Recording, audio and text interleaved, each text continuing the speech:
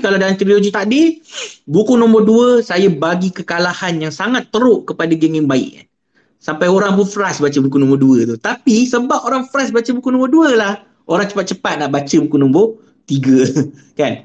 Buku nombor 1 build up hype, orang baca, dan orang baca buku nombor 2. Dan kadang-kadang buku nombor 1 tu saya dah buat nampak macam geng baik macam dah nak menang tau. Kan? Geng baik macam berjaya tewaskan something ke kat buku 1. Jadi orang pun macam wah kan, okey kan. Ini geng baik boleh menang ni. Sekali buku nombor 2 bang kan, geng baik kalah. Tapi orang pun kata ini kan trilogi kan, takkanlah terus kalah kan. Macam mana ni geng baik nak bangkit kan. Jadi buku nombor 3 yang terakhir biasanya menceritakan pasal struggle watak-watak untuk mencapai kemenangan. Jadi biasanya bangkit daripada kekalahan kan, bangkit daripada putus asa. Jadi apa orang kata, saya biasanya susun karya saya macam tu. Kalau macam dia 5 novel, lagilah ada turun naik dia kan. Menang kalah kan. Macam tu lah lebih kurang. Yang penting setiap satu novel tu dia ada tema yang spesifik, supaya novel tu ada identiti dia yang tersendiri lah. Tapi nak tak nak, oleh kerana dia bersiri, maka dia tak boleh berdiri sendiri. Tapi berlainan dengan contohnya kalau saya buat saga hero dia tak bersiri, dia tak bersiri bersambung secara direct tau. Buku hero, buku pemburu, buku Encik Pembunuh, buku Samurai Melayu, semua watak utama yang berbeza, masing-masing ada konflik yang tersendiri, masing-masing menceritakan konflik watak utama tu. Hanya dekat latar dia je kita gabung-gabungkan, sebab dia satu universe, kita gabungkan kat belakang tu konflik yang lebih besar yang mana mereka sama-sama hadapi di dalam novel Membunuh Muhammad. Kalau macam tu, saya senang cakap itu method MCU kan. Kita boleh tengok Captain America, kita boleh tengok Thor tak ikut aturan. Bukanlah terbaik, tapi masih boleh tengok kan. Walaupun tak ikut aturan kan. Masih boleh faham ceritanya, sebab ceritanya pasal Thor, ceritanya pasal Captain America kan. Tapi dia boleh berdiri sendiri kan. Tapi yang terbaik adalah kita ikut aturan lah kan. Jadi macam tu. Jadi itu cara saya mengarang beberapa jenis karya lah kan. Baik, soalannya tadi, soalan yang itu soalan yang dah soalan berapa Panjang betul lah dia. Sekarang ni soalan kedua. Soalan kedua apa dia? Yang permulaan perniagaan Hilal Ashraf Resources. Okey, soalan ketiga apa dia? Soalan ketiga ya, macam mana Encik dapat bajet untuk terbitkan karya yang baru? Baik. Saya mulakan perniagaan Hilal Ashraf Resources ni sebab sebelum ni saya terbit dengan orang lain. Tapi bila 2016 tu, industri buku ni ada krisis lah. Dan sebenarnya krisis ni katanya dah bermula sejak 2014, hujung 2014. Jadi dan akhirnya senang cakap krisis tu menyebabkan company buku yang saya terbitkan tu, walaupun buku saya terjual laris, alhamdulillah buku saya memang terjual laris pada ketika itu. Saya masih ingat lagi sebab diorang nak bayar balik royalty saya, diorang tak dapat bayar tau pada ketika itu. Bila hari nak royalty, saya masih ingat lagi. Patutnya waktu tu saya dapat royalty. Sehari ke 2 hari sebelum dapat royalty, sebab saya biasanya bila sampai waktu nak bayar royalty, saya akan email syarikat penerbitan saya. Saya akan email, saya akan tanya, okey dah nak sampai masa bayar royalty, boleh bagi saya penyata royalty. Saya biasanya akan alert dengan benda tu. Tapi itulah duka citanya, pada ketika itu, waktu tu baru dia bagi tahu saya, kata, oh Tuan Hilal minta maaf, syarikat kami sedang ada cabaran macam mana tak, kami tak boleh nak bayar royalty. Pada tu memang kecewa sangat lah. Tapi ikut penyata royalty, saya memang dapat penyata royalty, tapi dia tak dapat nak bayar benda tu. Jadi dia dengan saya berhutang lah. Kalau ikut, dan struggle lah lepas tu nak pastikan betul-betul dia orang bayar benda tu. Akhirnya dia terpaksa pecahkan royalty saya tu, bayar sikit-sikit setiap bulan. Dan nak habis bayar royalty saya pada ketika itu 2 tahun. Dia ambil masa dalam sekitar 2 tahun untuk habiskan bayar royalty saya pada tahun 2016 tu. Nak kata banyak lah royalty waktu tu. Jadi tak apalah, Oleh kerana dia jadi macam tu, saya pula pada ketika itu keluarga dah makin berkembang Saya dah anak saya dah nak masuk 3 orang. Lepas tu anak saya yang pertama kedua dah start dah nak masuk tadika, masuk nursery. Jadi saya waktu tu memang kata, ish, tak boleh survive ni kan. Kalau sekadar tunggu je apa, nak tunggu industri buku recover macam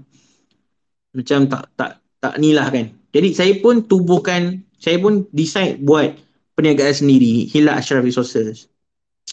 Jadi masa saya nak tubuhkan sendiri tu, saya kata dekat diri saya, kalau aku nak buat perniagaan sendiri, aku tak boleh dah buat macam sebelum ni. Sebelum ni, masa saya menulis dengan orang, saya tak ada hala tuju yang jelas tau dalam dunia penulisan. Saya fikir tulisan saya ni urusan dakwah je. Macam tu. So, berdakwah lah kan. Tak kisahlah kita buat apa pun, asalkan berdakwah kan. Jadi, penulisan saya kejap fiction, kejap non-fiction. Kalau non-fiction pun, macam-macam tema saya tulis kan. Sebab pada saya itu dakwah kan. Tapi bila saya nak buat perniagaan sendiri, saya kata aku tak boleh dah macam tu. Kita kena ada vision, kita kena ada matlamat yang jelas, kita kena ada wawasan. Jadi saya letakkan azam bahawa bila saya buat perniagaan sendiri ni, saya nak jadi penulis novel. Sebab tu saya dah tak tulis dah karya non-fiction. Saya fokus tulis novel je. Dan saya nak jadi novelis yang baik kan. Yang mana kalau orang sebut nama Hilal Ashraf, orang akan automatik cakap novel yang baik. Macam tu. Novel yang bagus. Novel yang mantap. Macam itulah. Jadi apa yang saya buat pertama sekali adalah saya pergi SSM lah. Pergi SSM, daftar syarikat dan kemudian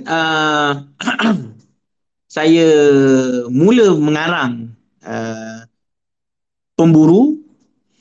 Dan saya cuba-cuba dulu idea tu dekat kawan-kawan, dekat beberapa pembaca dan semua rasa suka. Jadi saya buat novel pemburu. Bila dah siap, saya buat lagi survey, tanya berapa ramai yang berminat, berapa ramai yang suka. Dan pada ketika itu saya rasa bersyukurlah sebab saya tidak masuk di dalam industri buku tu, menerbit sendiri ni dalam keadaan buta. Maksud saya bukan main masuk je. Kerana Allah izin status saya sebagai seorang penulis pada ketika itu membuatkan saya dah ada hubungan baik dengan beberapa kawan yang dah menjadi penerbit sendiri. Macam Ustaz Adanin Roslan daripada Tarbiyah Sentap. Ustaz Adanin yang tolong saya dapatkan designer yang bagus. Sebab awal-awal saya buat sendiri, saya cari idea, designer saya main cari je. Kemudian orang yang first setuju, saya terima je dia. Tapi akhirnya design dia tak adalah cantik mana. Dan kemudian dia pun lari. Dia tak jawab saya. Dia tiba-tiba hilang di tengah-tengah proses. Allah izin, tengah-tengah dia hilang tu,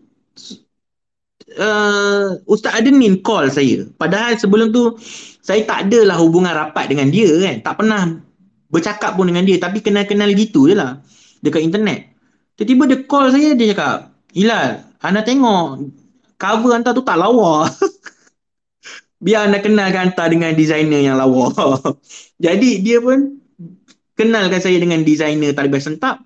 Dan dia belanja saya designer tu. Dia belanja kos designer tu. Punya baik Ustaz Adenin. Sebab tu kalau orang maki-maki dia dan maki-maki Tarbiyah Sentap, saya agak terasa sikit lah. Sebab saya kenal dia orang ni. Seorang baik sebenarnya, insyaAllah. Jadi Ustaz ni siap belanja lagi designer tu. Dan sampai sekarang designer tu menjadi designer untuk semua kulit novel-novel saya kan. Ubay Zaidi designer yang bagus. Jadi kemudian bila nak menjual tu, untuk yang pertama tu nak cetak berapa banyak, kita dah survey dengan pembaca-pembaca di Twitter, di Instagram, di Facebook. Jadi saya cetak yang pertama tu 3,000 unit kan.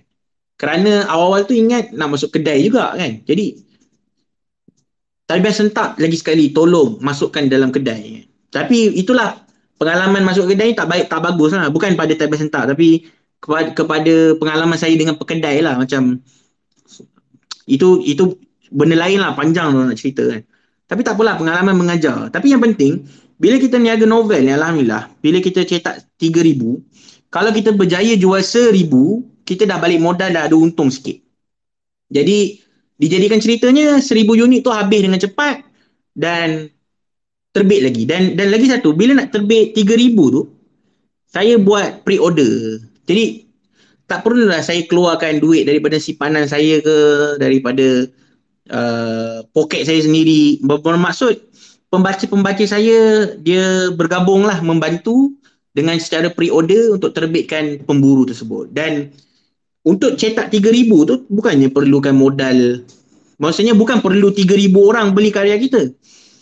Untuk cetak 3,000 tu perlukan dalam 1,000 orang lah beri karya kita. Jadi alhamdulillah saya masih ingat lagi awal-awal tu adalah dalam 300 pembeli kan untuk pre-order kan. Dan kemudian Tarbiyah Sentap dia nak ambil 2,000, jadi dia itulah antara kebaikan Ustaz Adenin besar.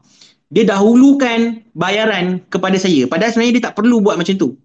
Tapi dia orang dahulukan bayaran untuk 1,000 unit ke berapa waktu tu. Ustaz Adenin bayarkan pada waktu tu. Sebab dia, saya kata, anta tak perlu buat macam ni kan. Tapi Ustaz Adenin cakap tak apa, anda nak tolong anta kan. Macam sebenarnya besar lah jasa Ustaz Adenin kepada saya dan survival Hilal Asyari Resources awal-awal dulu. Jadi macam itulah.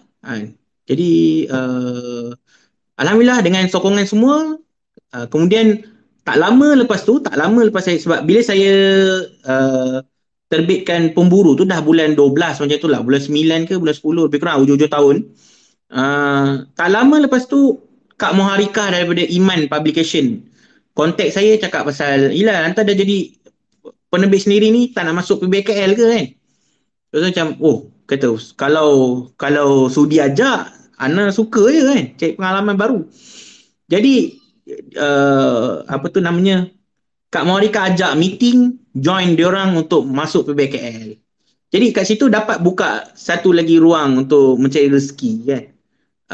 Dan membuka mata lah terhadap industri buku dalam PBKL tu. Dan dalam meeting tu pula jumpa Abang Anwar Fazal daripada White Coat.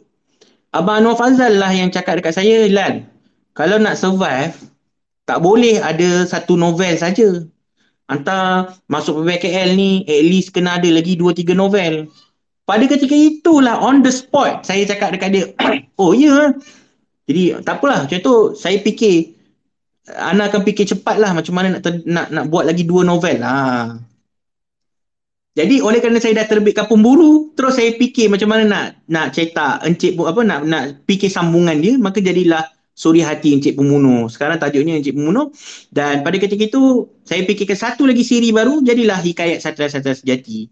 Jadi pemburu, Hikayat Satria Sejati dan Suri Hati Encik Pembunuh berada di dalam apa tu nama PBKL kan, yang pada tahun 2017. Maka kat situlah permulaan Hilal Asyari Resources. Dan lepas tu alhamdulillah lah, makin tahun makin elok, ada banyak buku baru. Hasil sebenarnya banyak jasa baik daripada orang sekeliling lah, alhamdulillah. Iman Shop, Iman, Tarbiyah Sentap, tu nama White Coat, ya? Banyak membantu. Lagi satu, Jejak Tarbiyah kan. Sebab yang jadi editor saya awal-awal tu, sebab tak kenal mana-mana editor, adalah Hafizul Faiz kan. Sekarang pengurus besar Jejak Tarbiyah. Dia lah yang kenalkan dengan Kelang supaya tak kena tipu ke apa kan. Jadi alhamdulillah orang-orang baik membantu, alhamdulillah. Itu awal-awal. Dan cerita tadi dah menjawab kan soalan pasal nak terbit buku kan awal-awal kan. Sebab saya guna pre-order kan. Bila saya nak terbit judul baru, saya buat pre-order. Maka saya tak perlu keluarkan duit yang sedia ada, sebab itu juga akan menunjukkan berapa ramai sebenarnya minat dengan karya kita tu. Jadi bila kita buka pre-order, kita akan dapat tengok komitmen orang untuk dapatkan karya terbaru kita. Jadi bila setiap kali ada judul baru, saya akan buat pre-order. Tapi pre-order ni akan cover cetakan pertama lah. Dan saya akan pastikan dalam cetakan pertama tu, dia akan dapat cukup untung supaya saya boleh buat cetakan kedua tanpa pre-order. Boleh faham tak? Jadi cycle tu bila habis cetakan pertama, saya dah tak payah buat pre-order untuk cetakan kedua. Cetakan kedua saya terus cetak saja. Macam tu. Jadi itulah jawapannya, insyaAllah. Boleh 3 soalan. Panjang, minta maaf. Tapi itulah dia cerita dia. Baik, rakan-rakan pendengar, ada lagi yang nak bertanya? Kalau ada lagi soalan, siapa-siapa nak bertanya dipersilakan.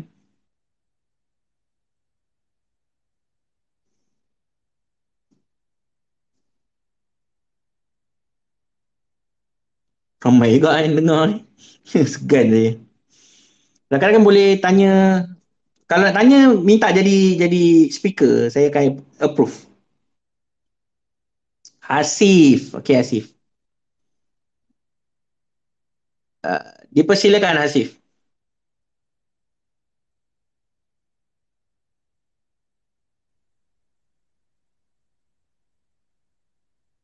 Hasif?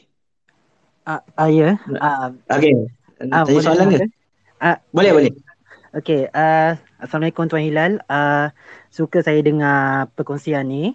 Terima kasih banyak-banyaklah atas masanya.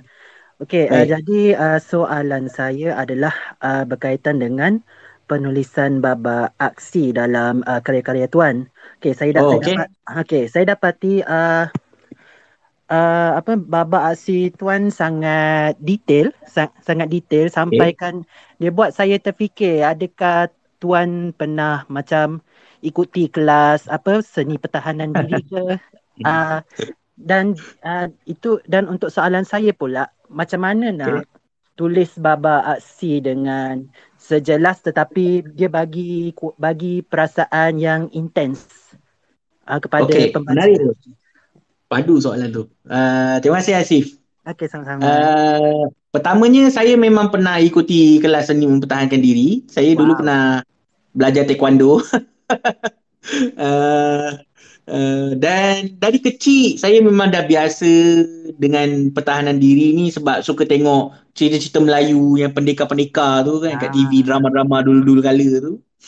Semuta hitam kan, keris hitam bersepuk emas. Karya-karya lama tu dulu. Jadi memang agak familiar lah dengan, bukanlah mendalam sangat ilmu, tapi tahulah serba sedikit dan minat karya-karya pertarungan kan. Uh, tapi bab mengarang karya tu, sebenarnya saya ada satu tips yang saya duk buat lah. Kan kita nak, bila kita nak tulis babak aksi tu, kita nak macam ada feel dia kan, macam dia ada rush dia, macam kita adalah orang yang sedang bertarung kan. ya betul. Jadi cara saya buat adalah pergi dekat YouTube, cari scene yang kita suka, cuba tulis balik scene tu. Kan? Saya antara yang saya pernah buat adalah awal-awal dululah latihan saya. Saya cari scene Ikman kalahkan 10 orang taekwondo tu, karate. Yes, scene tu very meremang kan. I see. Jadi saya tulis balik scene tu. Macam mana tu? Kalau indikator dia, kalau kita baca tanpa tengok scene tu, dapat rasa feel yang sama tak? Jadi saya latih diri macam tu. Yes. Boleh, jadi kita mestilah kan, kadang-kadang kita tengok movie ke, kita tengok anime ke kan, kita dapat scene yang epic kan. Jadi macam mana kita nak gambarkan benda tu? Jadi cuba tulis balik. Antara scene lain yang dulu saya duk tulis balik, kan apa tu, Final Fantasy yang ada Noctis kan, berapa kan? Final Fantasy 15. berapa tu?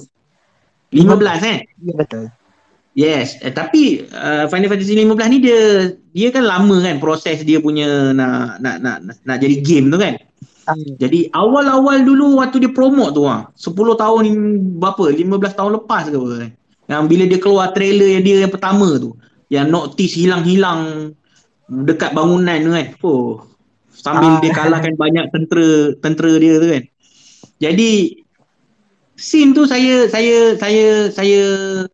tulis balik macam mana dia punya pedang dia muncul kat keliling dia dan berputar-putar. Kena cari balik. Kena cari balik. Faham. Yes, jadi itu saya punya tips untuk menghasilkan karya babak aksi yang detail dan memberikan orang kata gambaran seakan-akan kita yang sedang bertarung. Jadi macam tu lah, itu yang saya buat. Okay, Azif. Okey, terima kasih banyak tuan. Sama. Ada lagi? Okay, siapa nak bertanya lagi? Boleh, silakan. Ada lagi dalam 10 minit lah, insyaAllah. Siapa nak bertanya? Mungkin soalan terakhir kot.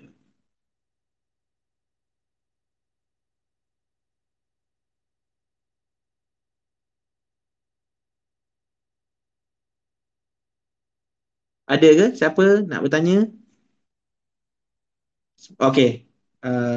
Iman Aizan Fahmi. Ni pembaca novel saya juga. Silakan. Iman, Dengar tak? dengar. Oh, perempuan Okay. rupanya. Perempuan. Selama ni saya ingat lelaki. Perempuan. Baik. Saya nak tanya, contoh kan dalam novel-novel Hilal, uh, Ya. pada saya banyak nama watak yang unik. Contoh macam Arnaf, Satyankan, Ashoka Balaban, Okey. Ustu, semua tu. Saya nak tanya, Okey. untuk nama-nama watak tu memang macam dari mana dapat ilham untuk nama watak tu? Ada memang ada makna tersendiri ataupun macam tiba-tiba dapat? Saya tertanya yang tu. Okey. Tadi sebenarnya soalan ni kita dah jawab. Oh, Tapi ya ke? tak apa. Saya baru tahu. Saya suka jawab lagi sekali. Boleh, tak Okay. masalah. Nama dalam karya-karya saya ni, ada nama yang saya main belasah je. Sebagai contoh,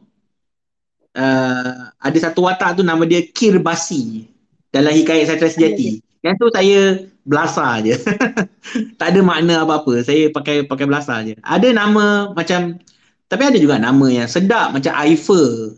Aifer pun nama yang saya tak adalah belasah je, tapi saya suka nama Afifah tau. Afifah, nama lembut Afif kan. Wow. Afif kan, Afifah. Jadi saya nak create satu nama yang ada familiarity dengan nama tersebut. Sebab tu akhirnya saya Aifer. Dia macam tu lah. Okay, tu nama Aifer tu ada depth sikit lah. Tapi nama macam nama Arnaf, Satyangka, Shankar, itu nama-nama orang India. So, saya ambil daripada Google. Sebab saya nak buat, contohnya, saya nak buat watak tu memang ada lineage, ada keturunan bangsa India, kan? Jadi saya akan Google nama-nama, contohnya, saya akan Google warrior name in Hindu. Contohnya, Indian warrior name sebagai contoh. Atau macam tu lah, lebih kurang lah. Jadi nama-nama tu biasanya saya dapat daripada Google lah. Dengan cara saya Google macam tu kan. Contoh Ariki. Ariki tu sebenarnya gelaran untuk pendeta di Afrika. Saya Google waktu tu perkataan ketua kot. Saya juga chief in African language. Bukan kerana Ariki tu ada lineage Afrika, tapi sekadar nak kepelbagaian nama kan. Jadi dan ada makna, nama tu ada makna yang relate kan. Tapi kalau sekarang kalau saya fikir balik, Ariki tu tak sesuai lah nama dia. Macam tak masuk dengan dia punya situasi di dalam novel. Tapi cara saya nak relevankan juga nama tu, saya buat satu scene di mana bapak dia bagi nama tu dan bapak dia cakap kita ambil nama ni kerana makna dia tadi pendeta, ketua. Itu je lah. Tapi sebenarnya kalau ikutkan tak cantik sangat lah. Jadi gitulah cara saya letak nama watak-watak saya kan. Kadang-kadang saya tengok watak tu peribadi dia macam mana. Dia punya masa depan watak tu sebenarnya macam mana. Atau dia punya asal watak tu macam mana.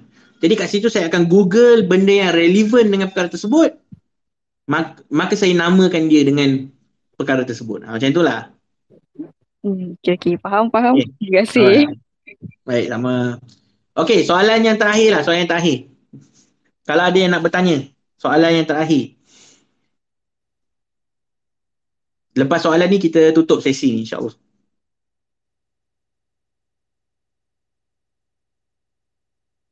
Baik, ada soalan yang terakhir. Okey, Silver Hawk. Okey, silakan. Soalan yang terakhir.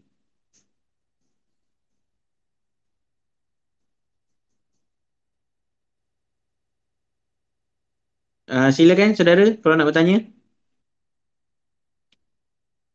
Ke tertekan dia sebenarnya? Okay, Assalamualaikum. Waalaikumsalam. Okey. Okay, soalannya simple ya. Okay, Okey. Tuan Hilal, apa perancangan Tuan Hilal untuk 5 tahun yang akan datang? Itu saja soalan. Okey. Menarik. Baik, terima kasih. Soalan yang bagus dan penutup kepada sesi ni lah, insyaAllah. Baik, terima kasih semua.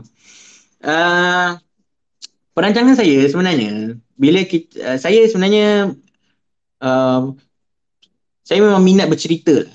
Bercerita ni memang saya suka daripada saya sekolah lagi. Saya memang suka bercerita sebab saya memang suka banyak. Saya baca banyak buku cerita.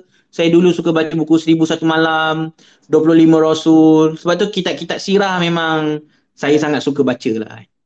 So, jadi saya suka baca buku cerita.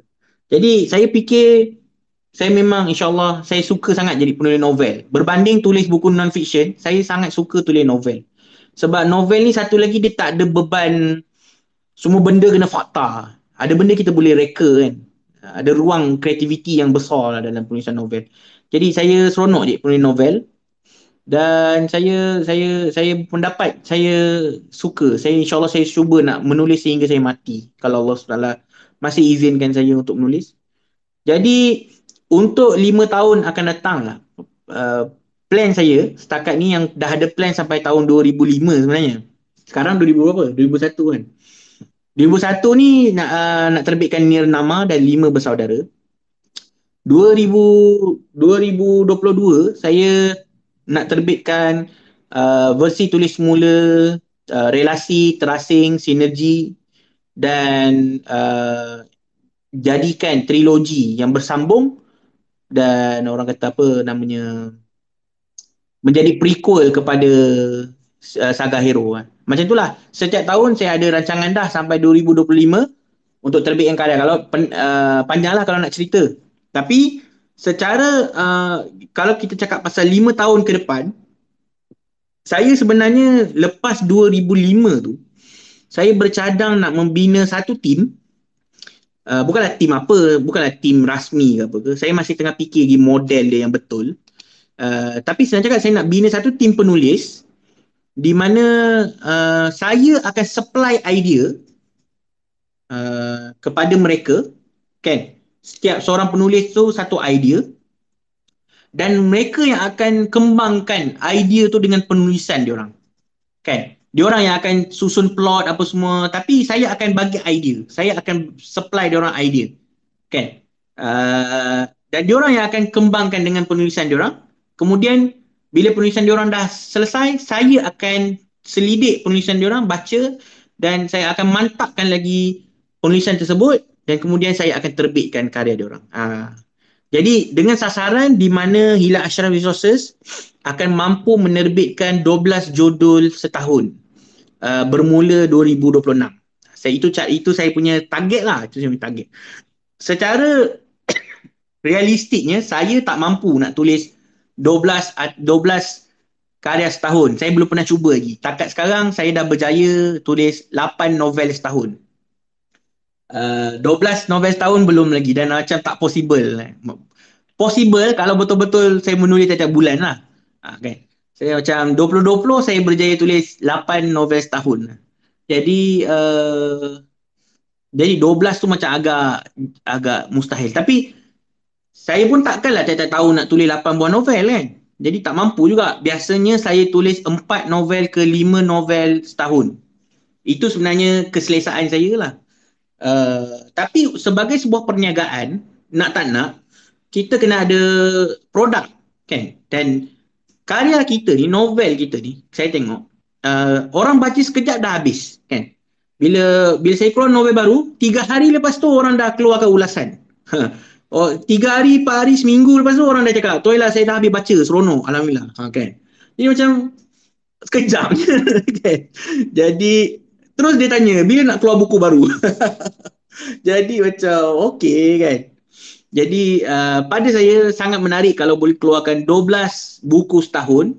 Jadi ada sebulan satu buku satu novel kepada pembaca-pembaca kan. Dan kita pun sebagai perniagaan, bila kita keluarkan contoh 12 novel tu, kita boleh buat combo yang menarik tau.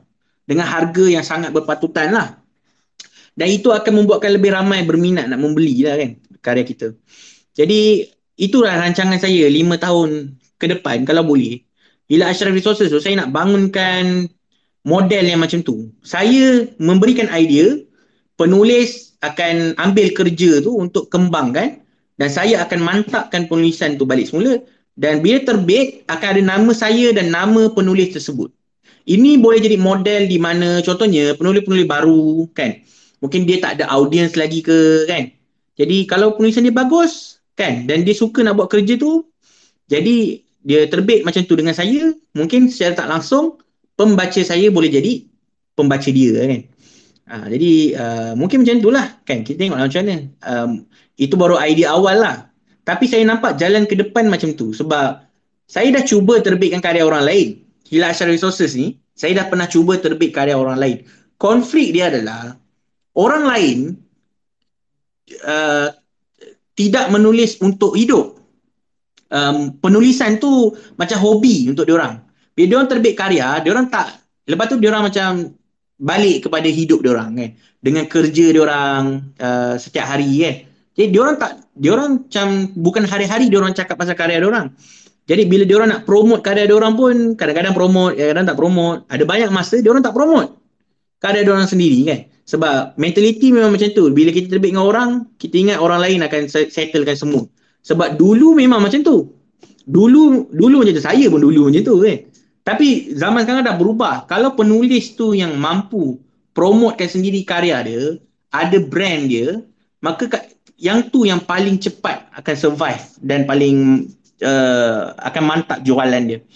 Jadi untuk saya mengatasi konflik tersebut, sebab tu saya nak buat model yang saya cakapkan tadi. Bermakna karya tu adalah karya saya juga sebab idea saya dan akhirnya saya yang akan mantapkan. Tapi pada masa sama orang lain ada peluang juga nama dia di situ kan. Sebab dia yang menulis, dia yang kembangkan benda tersebut. Jadi dia akan dapat dalam dua bayaran. Saya akan bayar orang tu secara lamsam.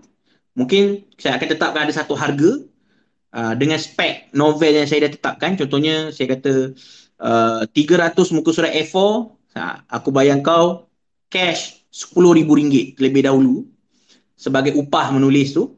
Tapi selebihnya lepas tu bila terjual mungkin dapat royalty 5% sebab dah dapat langsam RM10,000 tadi. Mungkin macam tu lah, mungkin macam tu kan. Selagi mana buku tu terjual, dia akan dapat royalty. Jadi model dia macam tu lah saya nak cuba bangunkan. Dan oleh kerana novel tu secara dia, secara nama dia adalah novel saya, maka saya sendiri akan terus promotekan novel tu kan. Sebab itu adalah sebahagian daripada karya saya lah kan. Jadi kat situ tak ada masalah kalau penulis dia tak nak promote kan. Pada saya itu adalah karya saya juga dan of course sebagaimana sekarang ni karya-karya saya promotekan, macam itulah saya akan promotekan karya tersebut kan. Jadi begitulah perancangan saya untuk 5 tahun akan datang insya-Allah. Harapnya saya dapatlah bangunkan model tu, masih fikirkan lagi, masih nak memantapkan lagi sebab idea asalnya adalah kita gajikan terus. Contohnya saya gaji 5 orang untuk jadi penulis, tapi saya takut benda tu macam tak relevan kan, sebab macam dah terlalu memenjarakan pula orang kan. Mungkin dia nak tulis satu buku je kan. Jadi kita tak tahu lagi macam mana. Jadi yang saya baru ceritakan ni pada saya model tu lebih baik lah. Apa kita tengok macam mana. Sebab idea saya terlalu banyak. Macam sekarang ada dalam belakang kepala saya ada 10 lagi novel sebenarnya nak tulis. Dan ada banyak yang terpaksa saya macam tak apalah, utamakan projek lain dulu. Sebab kadang-kadang kita dah prepare dah nak tulis novel ni, tiba-tiba ada idea yang kita rasa mantap kan. Sebagai contoh Nirnama tu. Nirnama tu idea yang tiba-tiba muncul lah. Sebab saya fikir pasal nak buat game bertemakan Nusantara dan Islami. Maka muncul idea Nirnama. Padahal sebenarnya saya dah siap rangka novel, ada 2-3 novel yang saya belum tulis lagi. Padahal saya dah siap rangka. Sebagai contoh Setahun Sebelum Ajal, Sahaja Aku Nak Bernikah. Tu semua novel-novel. Soldadu Ilahi. Itu semua novel-novel yang dalam kepala saya tapi tak sempat lagi tulis. Tengah baru sampai masa nak tulis, tiba-tiba ada idea yang lagi mantap dan saya akan utamakan idea tersebut.